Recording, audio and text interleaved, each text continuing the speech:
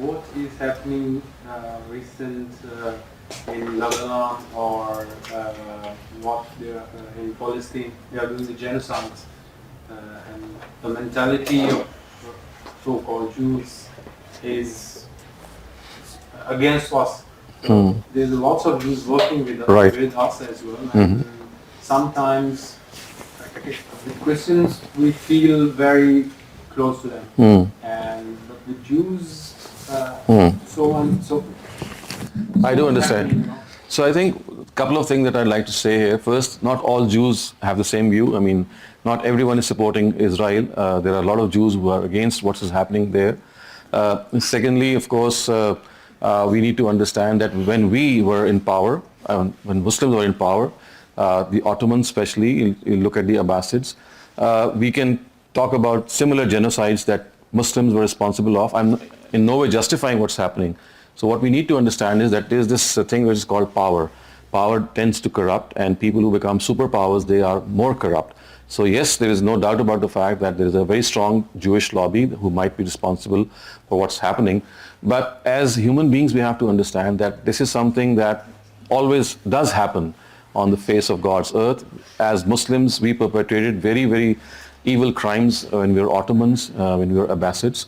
And then the second thing is that as a Muslim ummah, all of us are divided. So 57 Muslim countries, they don't have a say. In fact, not only don't they have any say, some of them are clearly siding with all these atrocities. So in the absence of any united effort in which all these 57 Muslim countries can maybe come together, even impose an embargo on their products, or create enough moral pressure to stop them, I don't think we can do anything, because we are like 57 separate groups. Some of them are absolutely inconsequential. And we have also forgotten the fact that there is this thing called the ICJ, the International Court of Justice. And I haven't seen any Muslim country petitioning in that ICJ that something is going wrong. Yes, I did read about Malaysia and maybe Indonesia that they are thinking of going there. South Africa has already gone there, but I haven't seen any legal activity being initiated. And lastly, we have to understand the fact that we must view this whole scenario from the Jewish perspective also. So just as we have terrorists amongst us, we have people who are extremists, so they too have people who are extremists amongst themselves. And let me put you in perspective by telling you that you see, for them, the building of the third temple is absolutely essential, because you see the Jews are waiting for a Messiah. And for them, the Messiah is only going to come when the third temple has been built. And we know that the temple was built in 950 BC. It was destroyed by Nebuchadnezzar in the 6th century BC. Then it was built again by a Roman emperor. And then it was destroyed again in 70 AD by Titus. So the temple has been destroyed twice. And for them, for the Messiah to come, which is as important to them as, for example, the coming of Jesus or Mahdi is for the Muslims. So they are waiting for that Messiah. And maybe they think that this is an opportunity, because you see, for them it is essential that whole area of Israel should be evacuated from all other religions. Only they should rule, and they would start building the temple, and then that Messiah would come. And for them, it's like the eschatology that they present is that when that Messiah would come, he will create that Jewish rule for the whole world. And that is what they're aspiring for. So you see, in the larger picture, it's not just a skirmish between Israel and Palestine and the people who are there. It's just a geopolitical phenomena that has arisen because of that Hamas attack last year. But in the larger scheme of things, this is the planning of the Zionist Jews. And as I said, it's not just the Zionist Jews. We have a very strong Orthodox Jewish presence. There are 6 basic sects of the Jews, but the most strongest of them is the Orthodox Jews, which are different from the Reform Jews and the rest of the Jews. And they have exactly the same agenda as the Zionist Jews, to build that homeland, wait for the Messiah, and then ultimately work for the Jewish dominion of the whole world. This is exactly similar to what Muslims on this side are thinking, that a Mahdi would come or Jesus would come, and then we will have a global Muslim dominion. And if for that purpose you are able to, you end up killing some people, then this is just a collateral damage, because the larger good is conquest of the world.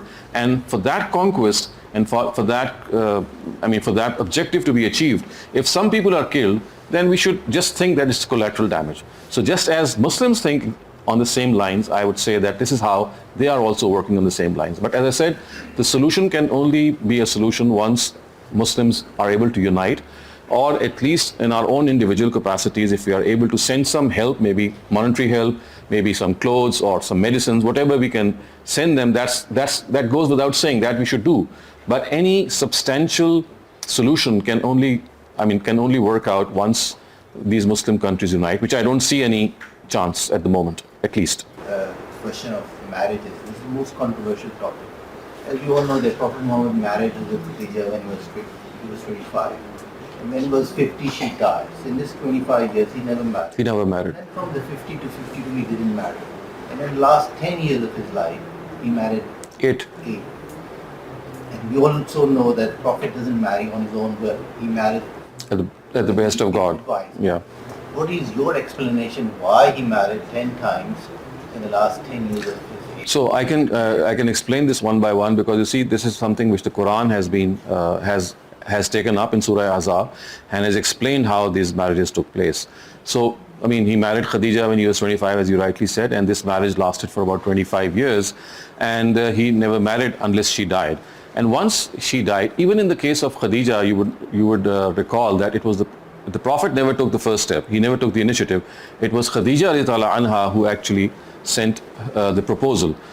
In the second case, once she passed away, the Prophet did nothing. So we know from history that a woman called Khawla bint Hakim, she once came to the Prophet and said, well, he was looking a little sad and sort of disappointed, and he said that, well, you have young children with you, why don't you get married? So this was basically Khawla giving the suggestion to the Prophet, and the Prophet said, well, is it possible for me to get married at this age? And she said yes. And then the Prophet said, do you have any proposals? She said, I have 2 proposals. One of them is an elderly lady whose name was Sauda, and one of them is a youngish lady who is Aisha. And the Prophet said, okay, you can go ahead and ask if any of them is available. So we know from history that she went to Abu Bakr, who was the father of Aisha, and she said that, well, would you like to give her hand in marriage to Prophet Muhammad? And Abu Bakr actually said that Aisha already has been engaged to the son of Mut'im bin Adi at that time, which already tells us that she was a grown-up girl. And so I cannot, unless I have a refusal from them, how can I refer her to the Prophet? So Khawla came back from her, and then she went to Sauda, and Sauda accepted. And as soon as Sauda accepted, Abu Bakr also came to Khawla and said, well, that engagement with Mut'im bin Adi has been just called off, so now Aisha is also available. So in this way, 2 women became available for the Prophet, and it was absolutely, I would say, unbecoming to refuse both of them, because both of them had been sent this proposal, and that proposal was something which the Prophet had to accept. So we know that at that time he married Sauda, and he deferred his marriage from Aisha, which actually took place once he had migrated to Medina, and this is how her third wife, she became a third wife. And then we know that the Battle of Badr and Battle of Uhud took place, and there were a lot of people who had become orphans, and the Quran actually appealed to the Muslims that you should come forth and marry these widows so that they are given some support. And as a result, a lot of Muslims married these widows, and the Prophet also ended up marrying 3 widows, so Zainab bint Khuzaimah, Hafsa, and Salama. All these 3 were widows whose husbands had been martyred in the battles, and the Prophet married them. And then the next, Zainab bint Khuzaimah died, and at this stage the Prophet had 4 wives, and so things were going along when the Prophet was actually told by the Almighty that in order to raise the standard of living of slaves, he must marry off his cousin Zainab bint Jahash to his freed slave Zayd ibn Harisa. So the Prophet actually convinced marrying Zayd ibn Harisa, he convinced Zainab, and we know from history, I'm just cutting this a little short, that the marriage was not able to pull along. And the Prophet knew that if the marriage had to sort of get severed, the only option was that he end up marrying Zainab, because it was on his insistence that he had married Zayd ibn Harisa.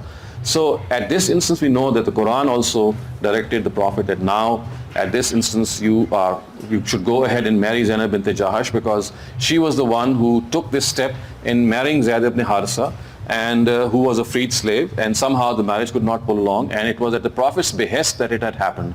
So this was the 5th marriage that took place, and as I said, as you very well know, it was not out of the Prophet's own will. It was because of what the Quran had told him that that is the only option left for him.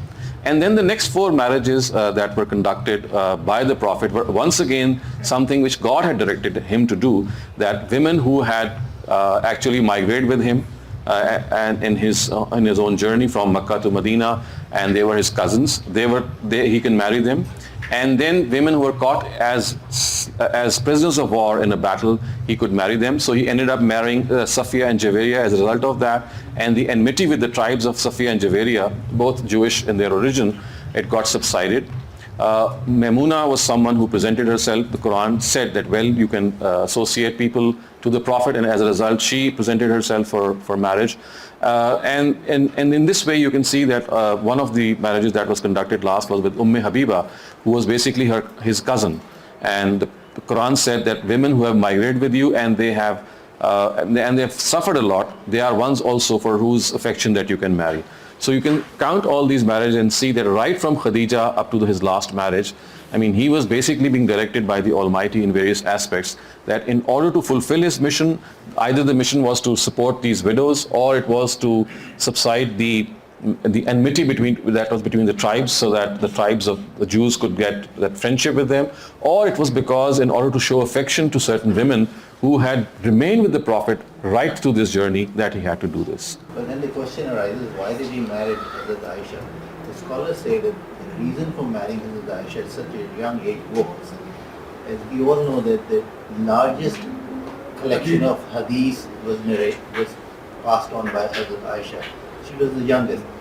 Another important, as you rightly said, that there's always a rhyme and reason. There was a logic behind every marriage. It was not out of humanly lust or any other. And the basic reason for marrying Hazrat Aisha at such an early age was that the children, the younger that you are, the more naive you are, and you ask questions which adults usually out of respect don't ask. So Aisha asked so many questions, and Prophet replied, and then she propagated to the. That was another reason. I think this is something that you can say in hindsight. Yeah. This is in hindsight. But this is what we can say when we look back. But at the time of that marriage, I think it was more of that. More of that opportunity that was given to him. That, well, there is someone who's available, who's going to look after his children, who's going to provide him with companionship, and be a part of his mission as well. So I think that was something which is always there. I think she used to teach She did. years after. Not only that, there were other, like Salama and Hafsa, they were also good teachers. And Hafsa in particular used to teach the Quran as well. So there were other wives also. But you need to understand that as far as the Prophet is concerned, it was nothing out of lust or nothing out of desire that he did so. It's basically a part that, we can say that all these marriages were compelled by the mission that he was told to undertake. And as far as he is concerned, the only marriage that I would say he took, or that took place out of his own consent, as marriages do take place, was that with Khadija, the first marriage. Otherwise, the rest of these marriages, they happen the way things naturally happen, especially when you're a prophet of God. Is the punishment for smoking the same as self-harm? Because I assume that many smokers already know that their habit will lead to health issues and stuff like that. Right. So as far as smoking is concerned, this is a health hazard, and it has been left for the country or a legislature to decide whether you should stop it or not. Islam is not in particular legislated for that, because for this it has left the problem or the whole issue to a state. It's like traffic laws, tax laws which need expediencies of citizens, so they are made primarily by the state legislature. So as far as smoking is concerned, or any other thing like marijuana or maybe hashish or alcohol or things that might be a health hazard, so the laws which might legislate against their consumption, they are left for the discretion of a state or a parliament to enact any law. So Islam has not given any ruling in this regard, and it's left the ruling of these things to the parliament of a state, so that, out of self-expediency, they are able to make any law that is in line with health hazards. जैसे अभी आपने बताया कि मुख्तलिफ जो इल्हामी किताबें हैं सारी, वो अपने अपने वक्त के साथ आई और फिर आखिरी किताब कुरान, जिसकी हिफाजत का सिलसिला भी एक बन गया, जो आज तक उसी तरह महफूज है जिस तरह पहले दिन से है. तो क्वेश्चन ये है कि जो बाकी भी वर्ड ऑफ गॉड्स हैं और बाकी भी इल्हामी किताबें अल्लाह ताला की तरफ से ही नाजिल हुई, जी, तो उनकी हिफाजत का जिम्मा اس طرح کیوں نہیں ہوا جس طرح قرآن آج تک بھی 14 سال گزرنے کے بعد بھی محفوظ ہے؟ ہاں جی، تو اس کا جواب اصل میں یہ ہے کہ جو پچھلی کتابیں آئی ہیں ان کے بارے میں چونکہ یہ معلوم تھا کہ ابھی نبوت کا سلسلہ جاری ہے، اگر اس کے اندر کوئی کمی ہوتی ہے، اگر اس کے اندر کوئی کمی بیشی ہوتی ہے تو آنے والا نبی اس کو کریکٹ کر سکتا ہے. سو اس لیے اس کی پرزرویشن کے بارے میں زیادہ خیال نہیں کیا گیا اور لوگوں پہ چھوڑ دیا گیا. ایک بات تو یہ، اور دوسری بات یہ کہ بہت سارے ایسے احکام تھے کہ جو ابھی آخر میں آنے والے تھے، جو الٹیمیٹ تھے، جو کہ قرآن مجید کے آنے تک ان کو مؤخر کر دیا گیا، اور وہ اس زمانے کی سوسائٹی کے لحاظ سے تھے. جیسے آپ کو میں مثال دوں کہ تورات کے اندر سرکش بیٹے کی جو سزا ہے وہ موت ہے. یعنی اس زمانے میں چونکہ ٹرائبل سسٹم تھا تو ٹرائبل سسٹم کو پرزرو کرنے کے لیے بہت سارے ایسے لاز دیے گئے. تو نبی صلی اللہ علیہ وسلم کے آنے کے وقت یہ ہوا کہ جو ٹرائبل سسٹم ہے اور جو اربنائزیشن ہے وہ بالکل ایک جگہ پہ آگے ہوئے تھے، تو ایک اب فائنل ڈائریکٹیو دیے جا سکتے تھے. تو اس وجہ سے پھر جب وہ فائنل ڈائریکٹیو دینے کا وقت آیا، جو کہ ظاہر ہے کہ پہلی سوسائٹیز کے لحاظ سے پاسبل نہیں تھا، اب جب کہ اربنائزیشن کے آپ بالکل اینڈ پہ کھڑے ہوئے تھے، آپ بہت سارے وہ ڈائریکٹیو جو آج تک ویلڈ ہونے تھے ان کا ٹائم آ گیا ہوا تھا، اور پھر ظاہر ہے کسی نئی نبوت نے بھی نہیں آنا تھا، نئے پیغمبر نے نہیں آنا تھا. تو اس وجہ سے پھر یہ آخری قرآن یعنی آخری کتاب کو پرزرو کر دیا گیا، کیونکہ پچھلی کتابوں میں ظاہر ہے کہ اگر کوئی غلطی کا امکان تھا تو آنے والا پیغمبر اس کو درست کر سکتا تھا، اور اگر کسی نئے ڈائریکٹیو کو ایڈ ہونا تھا کہ جو آخر جس کا قیامت تک رہنا ضروری تھا، تو اس کا موقع وہی تھا کہ جب آخری نبی آتے. اور پھر دوسرا کوشچن ہے کہ جیسے آپ ریسرچ فیلو ہیں المعرض کے اور بڑے عرصے سے اس سلسلے میں کام کر رہے ہیں، تو فکر غامدی سے جو بھی جڑے ہوئے لوگ ہیں وہ مطلب بظاہر یہ ہے کہ وہ مقلدین والا سلسلہ نہیں ہے یہاں پہ. تو آپ کا ذاتی ایکسپیرینس کیا ہے؟ کیا آپ بھی اختلاف کرتے ہیں جو غامدی صاحب کے کور جو ہے سارے پوائنٹس ہیں ان کے سے، اور اگر ہے جی تو کچھ ایک ہاں جی، وہ اصل میں آپ یوں سمجھ لیں کہ میں تو اپنے آپ کو کسی کھاتے میں نہیں لے کے آتا، میں آپ کو اس سے زیادہ اوپر لے کے جاتا ہوں کہ جو پرنسپلز ہیں ان پہ جو اتفاق ہے، جو ہماری اس اپروچ کے جو 3 مین لوگ ہیں وہ فرائی صاحب ہیں، اصلاحی صاحب ہیں اور غامدی صاحب ہیں. باقی ہم ظاہر شاگرد ہیں یا اساتذہ ہیں. سو اگر آپ ان کو بھی دیکھیں تو اصل میں ان کا اتفاق آپس میں پرنسپلز پہ ہے، یعنی دین کو سمجھنے کے جو اصول ہیں ان پہ یہ متفق ہیں. ظاہر ہے مجھے یہاں پہ میں ان کو دہراتا نہیں ہوں. The principles of understanding religion are common to all these scholars. But once they apply these principles, they can come up with different conclusions. So just as they differed amongst themselves with these common principles, تو ہم جو اپنے آپ کو جب place کرتے ہیں تو ہم بھی ان کے اسٹوڈنٹس ہیں، تو ہمیں بھی جو ان سے اتفاق ہے وہ پرنسپلز پہ ہی ہے. یعنی اصول جو ہیں ان سے ہم متفق ہیں، لیکن ان اصول کی اپلیکیشن کے نتیجے میں اگر کوئی نتیجہ ہم سے مختلف نکلتا ہے تو اس پہ ہم اپنے آپ کو انفرادی سمجھتے ہیں. تو ہم یہ سمجھتے ہیں کہ اتفاق ہمیشہ اصولوں پہ کیا جائے گا. اصولوں کے نتیجے میں اگر ہماری اپلیکیشن فرق ہوتی ہے تو یہ ہر طالب علم کا حق ہے. جیسے مثال میں آپ کو یہ اپنے بارے میں بتاتا ہوں، جو مجھے ایک جگہ جہاں پہ میں ان کی بات سے مختلف پڑھا ہوں، وہ ایک ضمنی سی چیز ہے لیکن شاید آپ کو ڈیمونسٹریٹ ہو سکے. وہ حج بدل کا جو کانسیپٹ ہے، یعنی حج بدل کے بارے میں میں یہ سمجھتا ہوں کہ ہمیں جو مذہب نے بتایا ہے وہ یہ ہے کہ اگر آپ کی نیت ہے اور نیت کے باوجود اور وسائل بھی ہیں، سب کچھ ہیں، لیکن کوئی کسی وجہ سے آپ حج نہیں کر سکے، سو اب آپ کو حج کا پورا ثواب اصولاً مل جانا چاہیے. جیسے ہمیں پتہ ہے کہ انما الاعمال بالنیات کے اصول پہ اگر آپ کوئی کام کرنا چاہتے ہوں اور فلی اس کے لیے آپ اکوپڈ ہوں لیکن حالات آڑے آ جائیں تو اللہ تعالیٰ کہتے ہیں آپ کو نیت کا اجر مل جائے گا. اور اس کیس میں یعنی کسی کے بہاف پہ حج کرنے کی ضرورت نہیں ہے. یعنی حج بدل کا جو کانسیپٹ ہے وہ میرے جو استاد ہیں وہ بھی اور بہت سارے اور لوگ یہ کہتے ہیں کہ نہیں، اس کے باوجود اگر آپ اپنے پیرنٹس کی طرف سے یا کسی اور کی طرف سے حج کریں گے تو یہ مزید اس کا باعث بنے گا. میں یہ سمجھتا ہوں کہ یہ ایک مزید کسی کو مصیبت یا مشقت میں ڈالنے کا باعث ہے. آپ کے والدین کو وہ اجر مل چکا ہے، اگر کسی وجہ سے وہ نہیں جا سکے تو they have been rewarded for their intention. اب آپ جب بچہ یہ کہتا ہے کہ میں اپنے والدین کی طرف سے کر رہا ہوں تو اس کو یہ دیکھنا چاہیے کہ بھئی وہ کام تو میرے والد کو جس کے لیے میں کر رہا ہوں آلریڈی ہو گیا ہے، تو مجھے تو اپنی فکر پہلے کرنی ہے. تو اپنی فکر کا معاملہ یہ ہے کہ آپ جس کے لیے ذمہ دار ہیں، ورنہ آپ اس کو ایکسٹینڈ کریں گے تو ظاہر ہے یہ روزے تک بھی بات پہنچ جائے گی، نماز تک بھی بات پہنچ جائے گی. بہت سارے لوگ ہیں جو روزہ رکھنا چاہتے ہیں نہیں رکھ سکے، نماز پڑھنا چاہ رہے تھے نہیں، لیکن آخری وقت میں آ کے ان کو نماز، تو آپ عبادات کو ایکسٹینڈ نہیں کر سکتے. تو میری جو ریزننگ ہے وہ یہ ہے کہ عبادات کا تعلق آپ کے اپنے سیلف سے ہے. جب تک آپ ہیں آپ کی ذمہ داری ہے. جب آپ چلے گئے ہیں تو اگر آپ کو کوئی مس بھی ہو گیا ہے تو یا اللہ تعالیٰ سے معافی کا معاملہ ہوگا اور یا آپ کو نیت کا اجر مل جائے گا. جیسے یہی نمازوں کا ہے، جو آپ کی نمازیں آپ نے نہیں پڑھی ہیں جی، ان کی قضا کا تو دیکھیں نا، وہ تو آپ کی زندگی میں اگر آپ نے نہیں پڑھی ہیں، آپ کے پاس اپرچونٹی ہے میک اپ کرنے کی، تو آپ جو بھی کر سکتے ہیں کریں. میں تو یہ کہہ رہا ہوں کہ آپ کے جانے کے بعد آپ کی اولاد کی ذمہ داری نہیں ہے کہ آپ وہ نمازیں پوری کریں. نمازیں آپ خود کر سکتے کیسے کریں؟ دیکھیں اس کا ہمیں شریعت میں کوئی اللہ تعالیٰ کے پیغمبر نے یا قرآن نے نہیں بتایا کہ آپ نے نمازیں پوری کرنی ہے. علماء نے قیاس کیا کہ کیا کیا جا سکتا ہے. ایک گروپ یہ کہتا ہے کہ بس صرف معافی مانگنی چاہیے, آپ اتنی زیادہ ہیں کہ آپ پوری نہیں کر سکتے.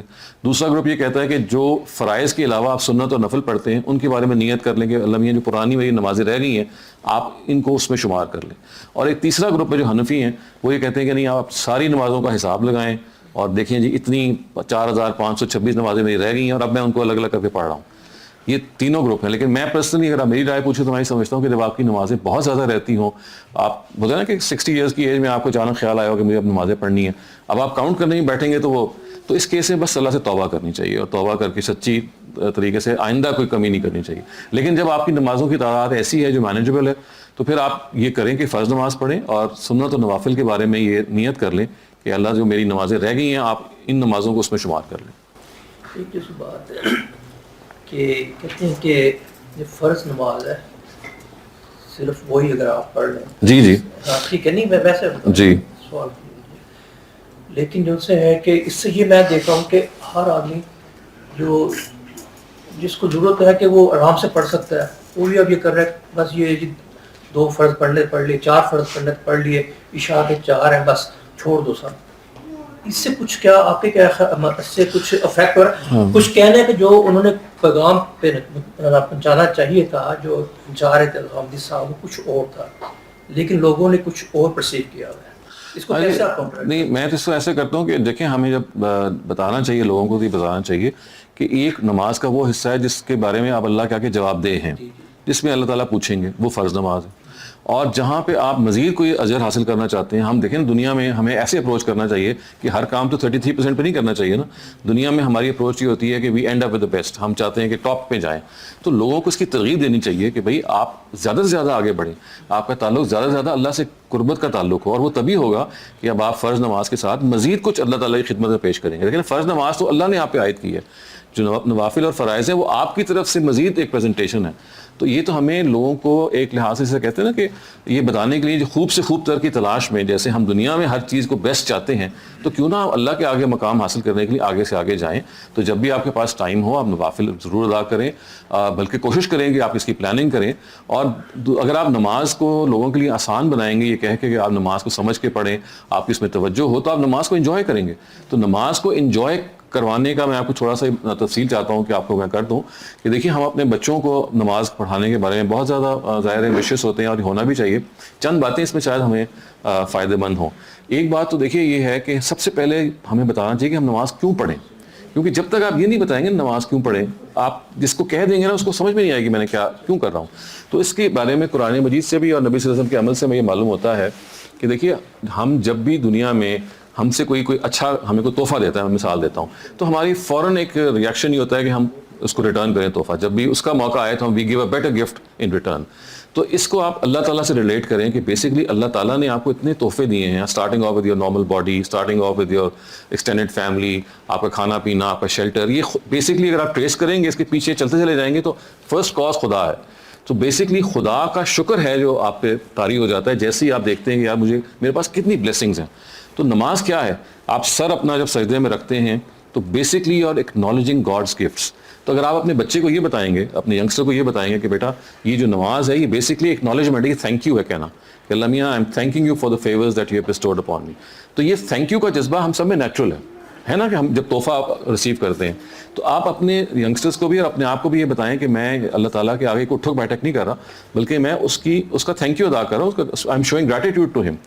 جیسی ہی فیلنگ آپ کو گریٹیٹیوڈ کی آئے گی تو پھر آپ کو احساس ہوگا کہ میں کس بات پہ گریٹیٹیوڈ کر رہا ہوں, اس بات پہ کر رہا ہوں کہ میرے پاس جو نعمتیں ہیں ان نعمتوں کو آپ اگر کاؤنٹ کرنا شروع کریں کمی نہیں ہوگی.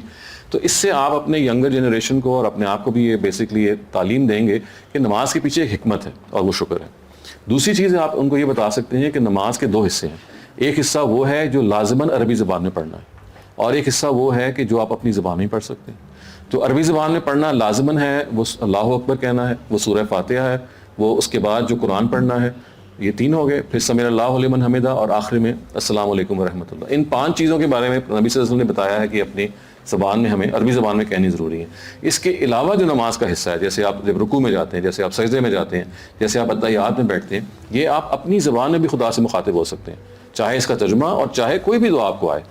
تو اس لیے جیسے ہی آپ اپنے آپ کو بھی یہ بتائیں گے، اپنے بچوں کو بھی یہ بتائیں گے، تو ان کا خدا سے کنیکشن ایک دم سے پیدا ہونا شروع ہو جائے گا. کیونکہ دیکھیں ایک نئی زبان میں خدا کی عبادت کرنا آسان نہیں ہوتا، آپ کی توجہ بڑھ جاتی ہے. لیکن نماز جو ہے وہ بنیادی طور پہ جیسے اس کے کچھ حصے لازماً عربی میں کہنے ہیں، اس کے کچھ حصے وہ ہیں جو آپ پہ چھوڑ دیے گئے ہیں کہ آپ اپنی زبان میں بھی کہہ سکتے ہیں. اس سے آپ کی جو خدا کے ساتھ کنیکٹیوٹی ہے وہ ایک دم سے بڑھ جاتی ہے.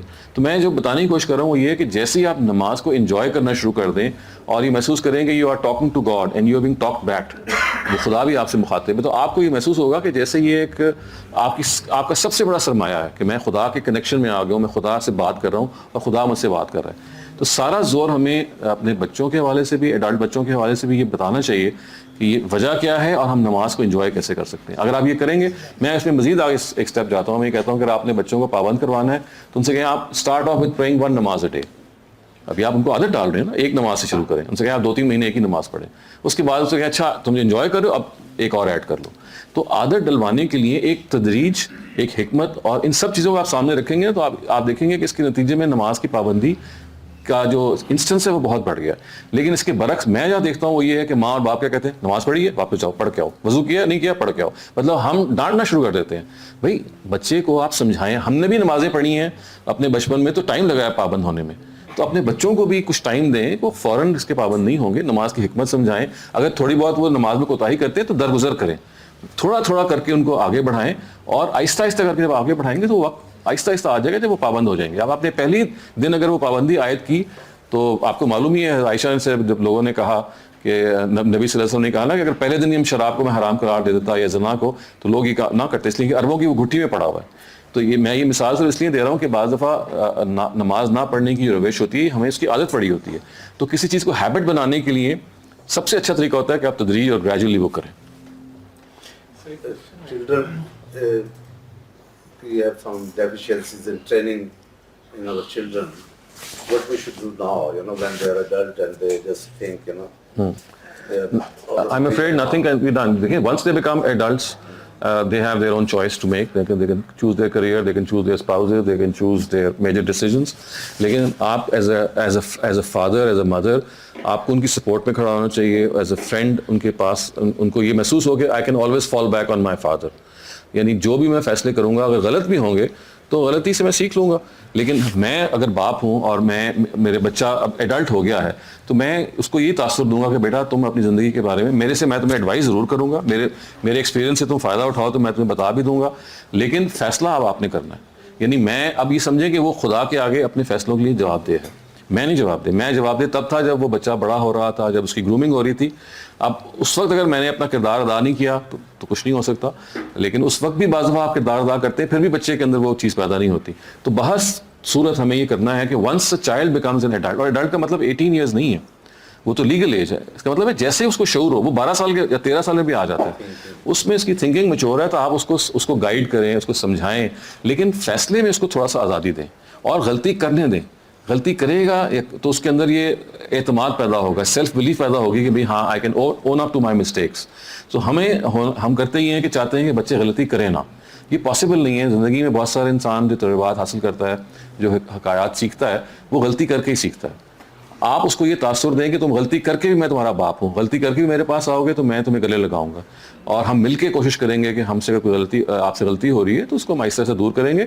اور خطا ایک ایسی چیز ہے جو انسان سے ہوتی ہے، ہر انسان سے ہوئی، آدم سے بھی سب سے پہلے ہو گئی تھی. تو اصل چیز خطا نہیں ہے، اصل چیز خطا کے بعد اصلاح کا جو جذبہ ہے، اگر وہ ہے تو ہم سب کے ساتھ ہیں. تو آپ کو اپنے parent as a parent you must support your child for whatever decision he or she tax. آپ پہلے پوچھتے ہیں، انہوں نے پہلے آپ کو سر آپ کا جہاد کے بارے میں کیا ویو ہے جو آج کی سچویشن؟ جی So we should think about jihad or we should put it back and ask Netanyahu to come for a cup of tea or recognize that if they don't agree, so okay, start killing for another million kids in Palestine, Lebanon and everywhere. So what should we? I think میں تو اس کا جواب دیا تھا. جی Islamic perspective سے پہلے آپ اکٹھے تو ہوں سارے، کوئی ایک تو جہاد نہیں نہ کر سکتا. Muslim countries they have to نہیں ہو سکتے تو پھر تو اس کا پھر نتیجہ کیا ہوگا؟ نہیں میں یہ کر رہا ہوں نا، اس کا نتیجہ کیا ہوگا؟ آپ کریش ہو جائیں گے. It would be a suicide mission. آپ کے اندر ابھی اتنی طاقت ہے. پہلے یہ دیکھیے نا، سب سے پہلے جہاد کے بارے میں اللہ تعالیٰ کے پیغمبر نے اور قرآن نے یہ کہا ہے کہ دیکھو کہ تمہاری جو طاقت ہے وہ دشمن کے مقابلے میں کم از کم 2:1 ہے یا نہیں ہے. پہلے تو 1:10 کے بارے میں کہا گیا جب صحابہ کا ایمان تھا. اس کے بعد کہا گیا چلو 1:2 بھی ہے، اگر وہ تم سے آدھے ہیں، تم ان سے آدھے ہو، وہ آپ سے دگنے ہیں. تو یہ صحابہ کو کہا گیا. ہم تو صحابہ بھی نہیں ہیں، تو اب کم سے کم ہمیں یہ تو سوچنا چاہیے کہ it should not be a suicide mission. Do we stand a chance? ادھر آپ نے کیا، ادھر تو امریکہ نے آپ کو ختم کر دینا. تو اس کا یہ مطلب نہیں اس کا یہ مطلب یہ نہیں ہے، نہیں اس کا مطلب نہیں ہے، اس کا یہ مطلب نہیں. اس کا مطلب یہ ہے کہ اس کی تیاری کریں، اور تیاری یہ ہے کہ اکٹھے ہوں، پہلے اپنے اندر وہ قوت پیدا کریں کہ اگر آپ نے کسی پہ حملہ بھی کرنا ہے تو آپ کی وکٹری تو ہوگی نا. تو سر یہ قوت پیدا کرنے کے لیے آپ جیسے اسکالرز یہ میسج سب کو اسپریڈ کریں نا. آپ تو کرتے رہتے ہیں جی ہم تو اپنی کیپیسٹی میں جہاں میسیجز سنے جس میں آپ نے دونوں کو جہاد کے لیے انکریج کیا. نہیں، آپ نے تو میرے خیال ہے مجھے پہلی دفعہ آج سنا ہے. اس سے پہلے اگر آپ نے میرے لیکچر سنے 1-2 دفعہ، آپ نے بہت سارے اور سنے، اس میں یہ ساری باتیں ہوئی ہیں. جی بالکل ہے، ہاں بالکل. آپ آج کل کے دنوں میں تو لوگوں کو یہ بتایا کہ تیاری کریں اس چیز کی. بھائی جہاد کا تو جب موقع آئے گا پہلے اپنے آپ کو اکٹھا کیجئے. ہاں جی، ہر ایک کا ایک چیز کا موقع ہوتا ہے نا، تو اس کے لحاظ سے. جی سر، وہ میرا کوشچن ہے جی ذکر اذکار جو ہے، یہ تسبیحات جو ہیں، پھر اس کے ساتھ جو ایک اٹیچ کیا جاتا ہے نمبر کہ یہ ورڈ، اس کی کیا امپورٹنس؟ اکثر اوقات اس کی کوئی ثبوت نہیں ہے نبی صلی اللہ علیہ وسلم سے. ایک تنہا تسبیح جو ثابت ہے نا، وہ جس کو تسبیح فاطمہ کہتے ہیں، سبحان اللہ الحمدللہ اللہ اکبر. اس کے علاوہ کوئی بھی تسبیح ہم یقین سے نہیں کہہ سکتے. یعنی یہ زیادہ سے زیادہ بھی کہہ سکتے ہیں کہ ایک زمانے میں توجہ کو قائم رکھنے کے لیے کی گئی تھی، لیکن اس کے بعد یہ اتنی کامن ہوگی کہ اب ہم صرف گنتی میں زیادہ مصروف ہوتے ہیں. وہ جو ایکچوئل ورڈز ہیں ان کا میسج ختم ہو جاتا ہے. تو تسبیحات کے بارے میں دیکھیے، جو قرآن مجید جہاں تسبیحات کے بارے میں وہی کہتا ہے، وہ یہ ہے کہ آپ سمجھ کے اللہ تعالیٰ کے ناموں کو یاد کریں، کیونکہ اللہ تعالیٰ کے جو نام ہیں ان کے مطلب ہیں. ان مطلب کو اگر آپ ذہن میں مستحضر کر کے کریں گے تو آپ کو خداوند تعالیٰ سے تعلق قائم ہوگا. مثلا جب آپ کہیں گے کہ اللہ تعالیٰ رحمان ہے تو آپ کو فوراً اس کی رحمت کا احساس ہوگا. یا آپ یہ کہیں گے کہ وہ قہار ہے تو آپ کو یہ محسوس ہوگا کہ بھئی وہ اگر آپ نے غلط کام کیا تو آپ اکاؤنٹیبل بھی ٹھہریں گے. تو اللہ تعالیٰ کے ناموں کے، کیونکہ قرآن میں جو کہا گیا نا فَسَبِّحْ بِحَمْدِ رَبِّكَ، یعنی آپ نے ان کی تسبیح کرنی ہے ان کی شکر ادا کرنے کے. یا وَذْكُرِ اسْمَهُ کہا گیا کہ آپ اللہ تعالیٰ کے ناموں کو یاد کریں. تو وہاں ناموں کو یاد کرنے سے لوگوں نے محسوس کیا کہ جیسے آپ نے نام الاپنا ہے. تو الاپنے کے بجائے ہمیں اصل میں اس کو اسپونٹینیسلی چھوڑنا چاہیے. دیکھیں نا، آپ جب آپ کسی سینری کو دیکھتے ہیں آپ کہتے ہیں سبحان اللہ، آپ سے غلطی ہوتی ہے آپ کہتے ہیں استغفر اللہ. یہ بیسکلی اذکار اس کو کہتے ہیں کہ اسپونٹینیٹی اس کے اندر ہو، سم تھنگ ہیپنس اور اس کا ریئیکشن آپ کا فوراً سامنے آ جائے. تو جیسے ہی آپ یہ کام کریں گے تو آپ کو محسوس ہوگا کہ آپ کا حقیقی تعلق ہے جو اللہ سے ثابت ہو رہا ہے. ادر دین دیٹ وہ ایک صرف it will just become a counting of certain words without even realising کہ آپ کیا کہہ رہے ہیں. یہ جو تسبیح ہے یہ ثابت ہے حدیث میں، جو یہ تسبیح فاطمہ جو ثابت ہے. جی بالکل. اس میں کیا میسج ہے جو نمبر نہیں، بس وہ کنسنٹریشن کے لیے ہے تاکہ آپ دیکھیں نا، آپ 33 مرتبہ سبحان اللہ کہہ رہے ہیں، 33 مرتبہ الحمدللہ کہہ رہے ہیں، پھر اللہ اکبر کہہ رہے ہیں. تو بنیادی طور پہ یہ بتانے کے لیے کہ دین، دیکھیں دین ہے کس چیز کا نام؟ اللہ کو گلوریفائی کرنا، وہ تسبیح ہے کہ آپ اللہ تعالیٰ کی جو برتری وہ بیان کریں. تحمید کیا ہے کہ اللہ تعالیٰ کا شکر ادا کرنا. جب آپ الحمدللہ کہتے ہیں تو آپ وہی بات کہہ رہے ہوتے ہیں کہ اللہ تعالیٰ جو تو نے مجھے نعمتیں دی ہیں میں شکر گزار ہوں. اور آخر میں جب اللہ اکبر کہتے ہیں تو آپ کہتے ہیں کہ بھئی سب سے بڑا تو ہی ہے، میں آپ کا ایک عاجز بندہ ہوں، اور آج اگر میں آپ کو پکار رہا ہوں تو یہ سوچ کے پکار رہا ہوں کہ آپ سب سے بڑے ہیں. تو یہ دین کا ایسنس ہے. یہ تینوں جو کلمے ہیں یہ بیسکلی ایسنس ہے. اس ایسنس کو انہوں نے کہا کہ آپ ایک خاص طریقے سے کہہ دیں. What are the differences that you're seeing between cultural practices and Islamic teachings that often people get confused about? Like ATM in East Africa, all that kind of stuff, the concept of dowry, you know, and Right. two getting mixed up together between Right. religion and culture. Right. The other one is coming back to you talked about. Let's first deal with the first. Yeah. The second question. Again, let me answer the first question. Okay. I'll forget it otherwise. So you see, you're absolutely right that there have been a number of instances in which culture has been mixed up with religion. And I mean, if I can name a few, for example, birthdays. People think that birthdays are against religion, or they're against the spirit of religion. And I personally think that this has a lot to do with culture. When you're celebrating a birthday, it's more of a cultural event. If the event itself has nothing un-Islamic about it, for example, there's nothing vulgar in it, there's nothing polytheistic in it, it's just a cultural thing. You're just celebrating getting a year older. I don't find anything which is against it. People often take the stance that the Prophet never cut a cake, or the Prophet never I mean, he ate a cake. So that's, I think, besides the point. He did a number of other things that we do today. After all, we ride bicycles and we ride cars. He never rode a car. He rode a camel. So going by that logic, whatever he did, if we have to do that, then what we'll do is we'll end up following the Arab culture. So that's not what we are required to do. Another thing which is very common is like maybe wishing Christmas to your Christian friends. I find it to be equally, something which is nothing wrong with it, because when you're doing so, all that you're doing is you're just wishing someone his birthday, someone who's a prophet to you as well. And you are in no way saying that we also believe that he is the Son of God. People often think that when we say Merry Christmas to our Christian friends, we are actually exceeding or accepting that, we have the same faith as yours. That's not the case. When I say Merry Christmas to my Christian friend, all that I'm doing is I'm wishing him the birthday of Jesus, who's my prophet as well. I'm not going any step more than that. Another thing which is cultural I can see is that, for example, when you convert, a lot of times people think that you must change your name to an Islamic name. Again, this is a cultural practice. In his own times, the Prophet never ever went about changing the names of people, except if the name itself reflected some polytheistic practices. For example, Abu Bakr, his original name was Abdul Uzza, which means, or Abdul Kaaba in fact, the servant of the Kaaba, or someone who is going to worship the Kaaba. So he changed his name to Abu Bakr, and we find some similar examples as well. Otherwise, names never got changed because they have more of a cultural impact. So no need to change John to Muhammad, to let's say Amir, or Mary to Yasmin or anything. That could be your choice. That is your choice, but it's not an obligation. It's more of a cultural thing. So I think this culture as something that we must always think that cultural practices must be made distinct from religious practices. Only where religion itself has something to do with culture, only there we should do, otherwise we should not. You had a second question. Yeah, the second question was around, we obviously talked about what's going on in the media, between Israel and Palestine and all that kind of stuff. We talked about the pursuit of truth, and we talked about misconceptions in Islam. Right. Why is it that on one side of the spectrum, some misconceptions are heavily scrutinized, whereas on the other side, it's more acceptable to twist the truth, and that is widely accepted by society, whether that's the West, whether that's any other country for that matter, but mostly the West.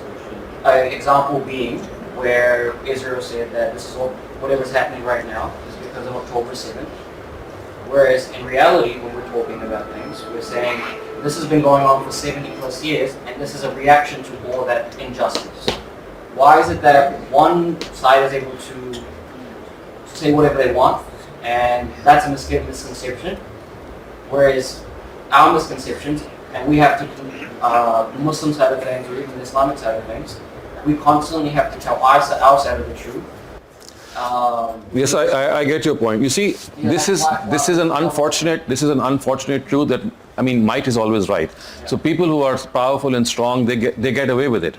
And when they have something of power on their own side, so they present a narrative that pleases them.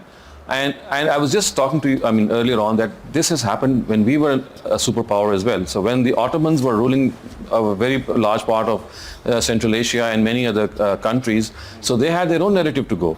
So I think it's more got to do with power politics, with the morality which is involved, that once you get powerful, you should be equally moral and equally just as well. But it does happen very seldom. I have seen this happen in the eras of the prophets of God, maybe a few good kings or queens, or maybe good rulers, but for the better part of history, you'll find that power really corrupts people. So what's happening in Pakistan? I think you're more connected to Pakistan, and the media has made us more connected. We know what's going on in our country. I think the biggest issue which is facing our country at the moment, if you look at the grassroots, is the price hike and inflation. I think whatever the cause, that's another thing. No, the but inflation is the different story. But we all know what's the reality, what's the regime that's at, what is there coming for. Okay, the poverty, this is the secondary. But what we see, what exactly happening, I think you should also speak about that, what's happening. I'm not a political analyst. I'm more of a religious analyst. So what I can say, Diplomatic. no, I'm not diplomatic. I'm saying that whatever is happening on the power corridors, and the society is actually not churning up the truth. The media is playing just one side. I don't have a lot of data with me. I am not in a position to make a value judgment. All that I can say is not something is really wrong somewhere, and that somewhere is that people are not being allowed to express their will the way it should be. You see, what has happened is that every time something comes across, there is an interference by the establishment, and the establishment does not allow the things to happen.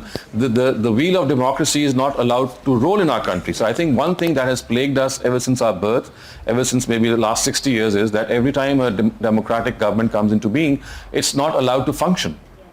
I think that is the primary reason. That we should speak about that. So we try to do that. I mean, as much as we can. That this is something that, I mean, if you ask us, at Al-Mawrid we do so. We've done a number of programs on this.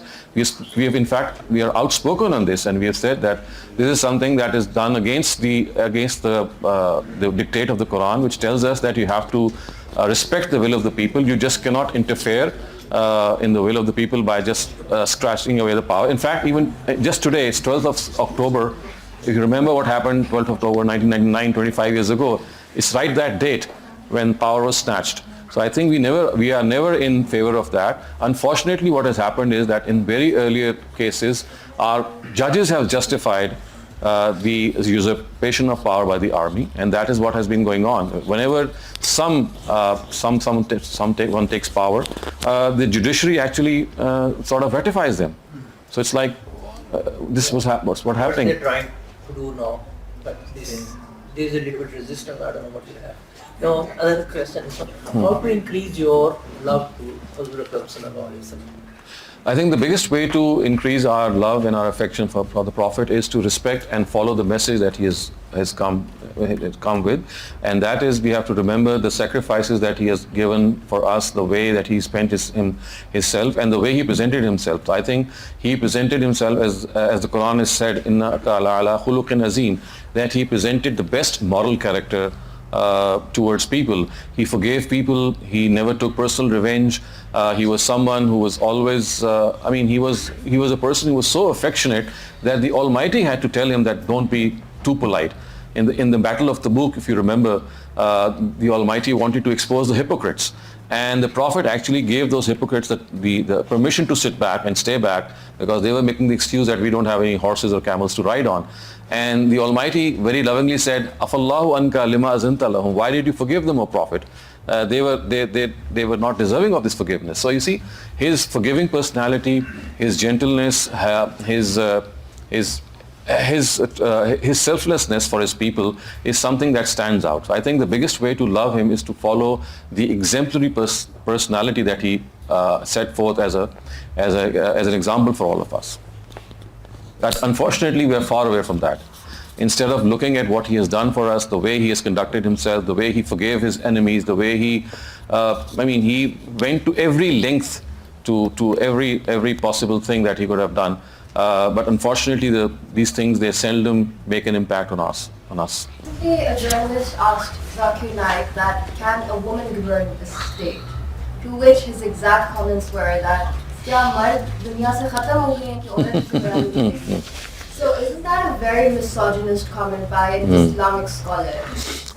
You see, I don't like commenting on my contemporaries or even my seniors. What I say is that as far as the Quran is concerned, the Quran has a different view. The Quran says that anyone who holds the confidence of the majority, whether that person is a woman or a man, that is immaterial, he or she can be the ruler of the Muslims. So that is what the Quran says. And I think if the Quran says this, so therefore we have no right in any way to be misogynistic, as you have said.